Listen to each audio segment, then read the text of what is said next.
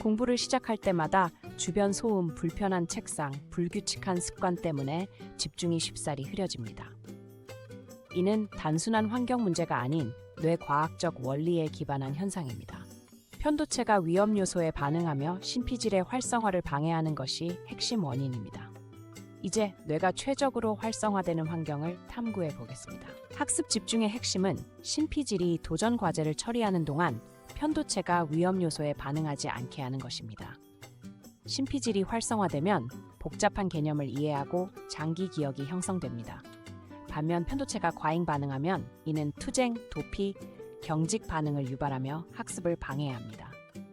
뇌의 두 영역이 어떻게 반응하는지 이해하면 집중력 환경을 조성할 수 있습니다.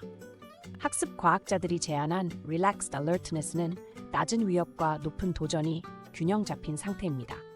이 상태에서는 신피질이 활성화되면서도 편하체가 잠들지 않게 유지됩니다.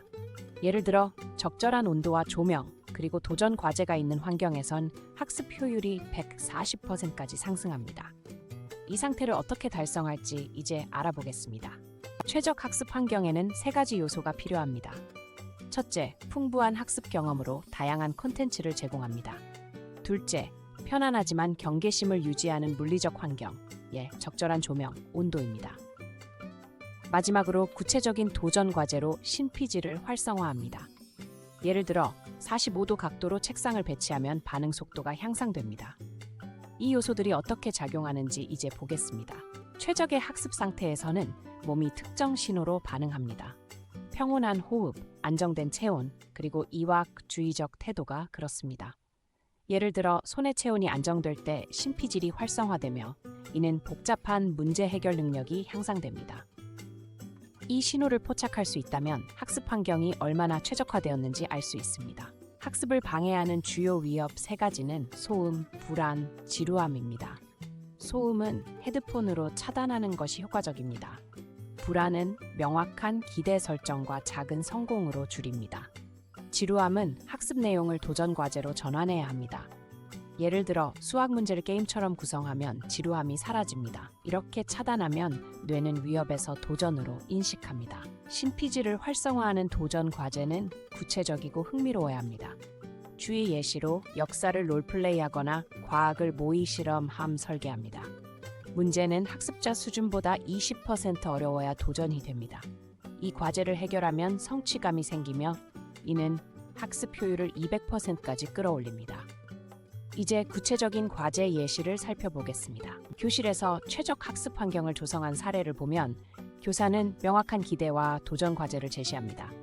예를 들어 과학 수업에서 학생들이 로켓 역할을 하며 각자 20% 더 어려운 문제를 해결합니다.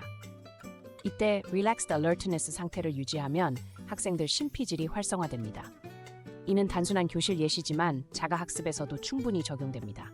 자가학습에서도 교실과 유사한 환경을 조성합니다. 도서관처럼 소음 차단하고 45도 책상 각도로 배치합니다. 학습 내용을 도전 과허하게 전환하되 20% 더 어려운 문제를 포함합니다. 예를 들어 모의 프로그래밍 과제로 실제 문제를 해결합니다. 이렇게 하면 신피질이 활성화되며 학습 효율은 200% 향상됩니다. 이제 모든 개념을 종합하겠습니다. 모든 이론과 사례를 종합하면 집중력 환경은 도전과 기대를 조성하고 위협을 차단하는 것입니다. 도전 과제로 신피질을 활성화하고 편안한 경계를 유지합니다. 이렇게 조성하면 학습 효율은 200%까지 상승합니다. 이제 당신의 공부 환경을 이 원리에 따라 바꿔보세요.